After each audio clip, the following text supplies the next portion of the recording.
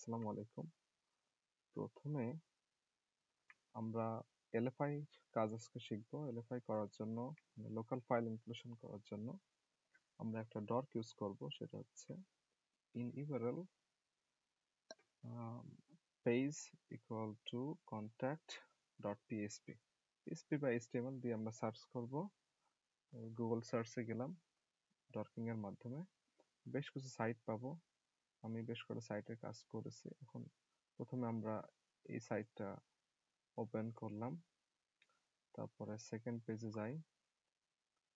Second পেজে যে আমরা এই যে একটা সাইট যেতে পারি, আর একটা সাইট এখানে আছে। এই তিনটা সাইট আমি পরপর খুললাম। এবার এখানে আমরা দেখতে পাচ্ছি যে প্যারামিটারের পাশে কন্ট্যাক্ট ডট পিএইচপি, এটা আমি তুলে দিচ্ছি বা ডিলিট করে দিচ্ছি, দিয়ে dot dot slash dot dot slash dot dot slash dot dot slash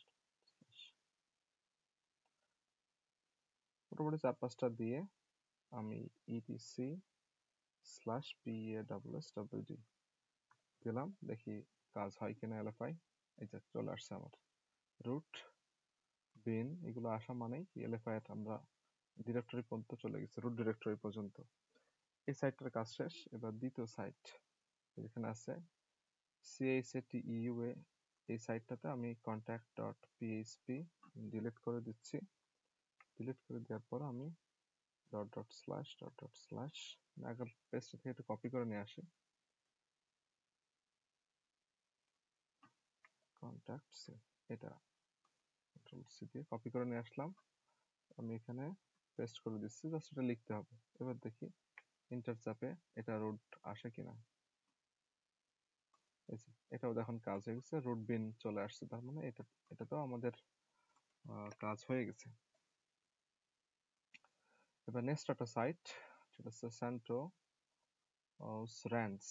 এখানে ওই কন্ট্যাক্ট পিএসপি পেয়েছি আমরা। এখানে আমি একই জিনিস পেস্ট করে দিই, যে dot dot slash etc password. এখানে ইন্টার দিয়ে দেখি কাজ হয় কিনা।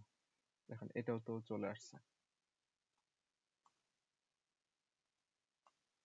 Root bin slash.